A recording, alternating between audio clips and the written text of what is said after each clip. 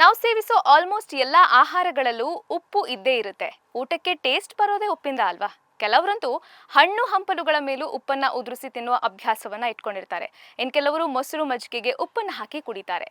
ಈ ರೀತಿ ಎಲ್ಲದರಲ್ಲೂ ಉಪ್ಪಿನ ಬಳಕೆ ಇದ್ದೇ ಇರುತ್ತೆ. ಆದ್ರೆ ಉಪ್ಪಿನ ಸೇವನೆ ಹೆಚ್ಚಾದ್ರೆ ಅಪಾಯ ಮಾತ್ರ ತಪ್ಪಿದ್ದಲ್ಲ. ನೀವು ಮನೆಯಲ್ಲಿ ತಯಾರಿಸೋ ಅಡುಗೆಗಳನ್ನ ಬಿಟ್ಟು ಹೊರಗಡೆಯಿಂದ ಏನೆಲ್ಲ ಆಹಾರಗಳನ್ನ ತರ್ತೀರಾ ಅಂದ್ರೆ ಚಿಪ್ಸ್, ನೂಡಲ್ಸ್, ಉಪ್ಪಿನಕಾಯಿ ಇವೆಲ್ಲದರಲ್ಲೂ ಅತಿ ಹೆಚ್ಚು ಪ್ರಮಾಣದಲ್ಲಿ ಉಪ್ಪನ್ನ ಬಳಸಿರ್ತಾರೆ. ಅಷ್ಟೇ ಯಾಕೆ, ಕೆಲವೊಂದು ಸಿಹಿ ತಿಂಡಿಗಳು, ಬಿಸ್ಕೆಟ್ಗಳಲ್ಲೂ ಕೂಡ ಉಪ್ಪಿರುತ್ತೆ. ಬಟ್ ಇದು ನಮ್ಮ ಗಮನಕ್ಕೆ ಬರೋದೇ ಇಲ್ಲ. ದೇಹದಲ್ಲಿ ಉಪ್ಪಿನಂಶ ಹೆಚ್ಚಾದ್ರೆ ಹಲವು ರೀತಿಯ ಆರೋಗ್ಯ ಸಮಸ್ಯೆಗಳು ಕಾಣಿಸಿಕೊಳ್ಳುತ್ತವೆ. ಆಗಾಗ ಬಾಯಾರಿಕೆ ಆಗೋದು ಇದರ ಒಂದು ಲಕ್ಷಣವಾಗಿದೆ. ಇದು ದೇಹವನ್ನ ನಿರ್ಜಲೀಕರಣಕ್ಕೆ ಒಳಪಡಿಸುತ್ತೆ. ಸೋಡಿಯಂ ಅಂಶ ಹೆಚ್ಚಿದ್ರೆ ದೇಹದಲ್ಲಿ ಉರಿಯೂತದ ಸಮಸ್ಯೆ ಕಾಣಿಸಿಕೊಳ್ಳುತ್ತೆ. ವಿಶೇಷವಾಗಿ ಕೈ, ಕಾಲು ಮತ್ತು ಮುಖದಲ್ಲಿ ಊತ ಕಾಣಿಸಿಕೊಳ್ಳುತ್ತೆ. ದೇಹದಲ್ಲಿ ಸೋಡಿಯಂ ಅಂಶ ಹೆಚ್ಚಾದ್ರೆ ತಲೆನೋವಿಗೂ ಕಾರಣ ಆಗಬಹುದು ಅಂತ ತಜ್ಞರು ಹೇಳ್ತಾರೆ. ಇನ್ನು BP ಸಮಸ್ಯೆ ಬರೋದಿಕ್ಕೂ ಕೂಡ ಉಪ್ಪಿನ ಅತಿಯಾದ ಸೇವನೆ ಕಾರಣವಾಗುತ್ತೆ.